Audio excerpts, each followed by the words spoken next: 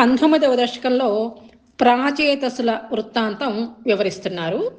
18వ దశకంలో పృథు మహారాజు గురించి చెప్పుకున్నాం కదా. ఆ పృథు మహారాజు మునిమనమడు ప్రాచీన బర్హి. అతడు గొప్పగా యజ్ఞాలు ధర్మకార్యాలు నిర్వహించాడు. చాలా యాగాలు చేశాడు. అతని భార్య పేరు శతధృతి. ఆ దంపతులకి నీ అనుగ్రహంతో జ్ఞాన సంపన్నులైన ప్రచేతసులు అనే 10 మంది కుమారులు జన్మిస్తారు. ఆ ప్రచేతసులు నిన్నే ధ్యానిస్తూ సేవిస్తూ ఉంటారు. తండ్రి ఆజ్ఞను అనుసరించి వంశాభివృద్ధి చేయాలని, ముందుగా తపస్సు ద్వారా నీ అనుగ్రహాన్ని, స్వామి అనుగ్రహాన్ని పొందాలని పశ్చిమ సముద్ర తీరానికి వెళ్ళి అక్కడి మనోహరమైన ఒక సరస్సులో దిగి తపస్సు మొదలు పెడతారు. అప్పుడు అక్కడికి శంకరుడు వచ్చేసి ప్రచేతసుల దగ్గరికి వెళ్ళి శ్రీహరి స్తోత్రాన్ని ఉపదేశిస్తాడు. ప్రచేతసులు చాలా వేల సంవత్సరాలు సరస్సులోనే ఉండి శ్రీహరిని శంకరుడు ఉపదేశించిన స్తోత్రంతో ధ్యానిస్తూ ఉంటారు.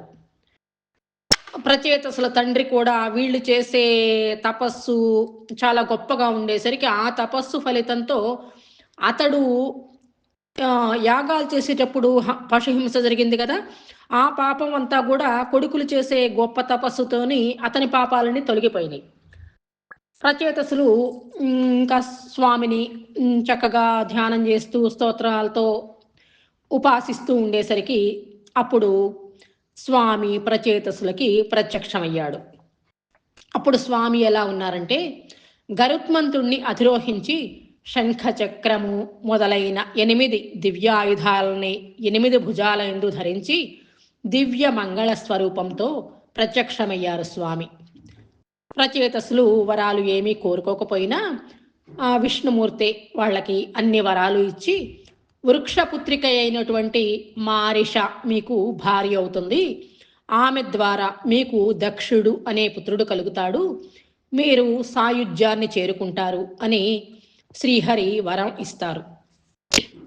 ప్రచేతసులు తపస్సు ఆపేసి సరస్సు నుండి బయటికి వచ్చేసరికి చెట్లన్నీ దట్టంగా పెరిగి మనుషులు జంతువులు తిరగటానికి వీలు కాకుండా అట్లా ఉండేసరికి వాళ్ళు చెట్లు తగలబెట్టాలని చూస్తారు. అప్పుడు బ్రహ్మదేవుడు వాళ్ళని ఆపుతాడు. అప్పుడు ఆ వృక్షాలన్నీ సంతోషించి తాము పెంచి పోషించిన మారిష అనే కన్యని ప్రచేతసులకి ఇచ్చి వివాహం జరిపిస్తారు. ప్రచేతసులు మారిషతో చాలా కాలం సుఖంగా ఉంటారు. తర్వాత వాళ్ళకి దక్షుడు అనే పుత్రుడు జన్మిస్తాడు. ఈ దక్షుడు శివుడి మామగారైన దక్షుడు కాదు, ఇతను వేరే దక్షుడు. తర్వాత వాళ్ళు విష్ణుమూర్తిని గూర్చి చాలా యజ్ఞాలు చేసి నారద మహర్షి ద్వారా ఆధ్యాత్మిక జ్ఞానాన్ని పొంది ఆ జ్ఞానంతో ప్రచేతసులందరూ పరమపదాన్ని, నీ సాన్నిధ్యాన్ని పొందారు. భక్తుల కోరికలను తీర్చే శ్రీకృష్ణ, నీ భక్తులైన మమ్మల్ని రక్షించు అని ప్రార్థిస్తున్నారు. శ్రీకృష్ణాయ పరబ్రహ్మణే నమః. నారాయణ అఖిల గురో భగవాన్ నమస్తే. శ్రీమన్నారాయణీయము 19వ దశకము ప్రాచేతసుల కథ.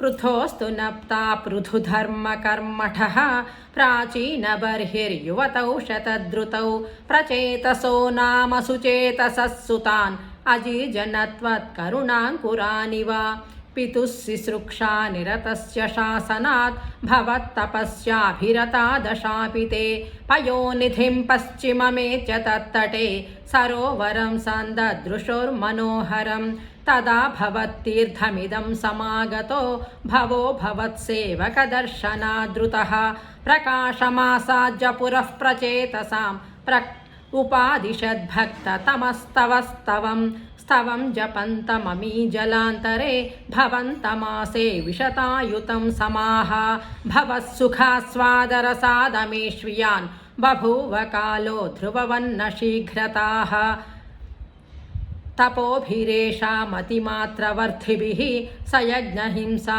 నిరతోపి పావితః పితాపి తేషాం గృహయాతనారద ప్రదర్శితాత్మా భవదాత్మతాం యయౌ कृपाबलेनैव पुरः प्रचेतसां प्रकाशमागः पतगेन्द्रवाहनः विराजिचक्रादिवरायुधांशुभिः भुजाभिरुष्टाभिरुदञ्चितद्युतिः प्रचेतसां तावदयाचतामपि त्वमेव कारुण्यभराद्वरानदा भवद्विचिन्तापि शिवाय देहिनां भवत्वसौ रुद्रनुतिश्च कामदा अवाप्य कान्तां तनयां महीरुहां तया रमध्वं दशलक्षवत्सरीं सुतोऽस्तु दक्षो ननु तत्क्षणाच्छमां प्रयास्यधेति न्यगदो मुदैवतान् ततश्च ते भूतलरोधिनस्थरून् कृथा दहन्तो द्रुहिणेन वारिताः द्रुमैश्च दत्तां तनयामवाप्यतां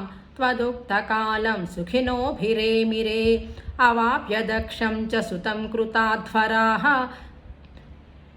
प्रचेतसो नारदलब्धया धिया अवापुरानन्दपदं तथाविधः त्वमीशवातालयनाथ पाहि मां श्रीकृष्णाय परब्रह्मणे नमः नारायण अखिलगुरो भगवान् नमस्ते।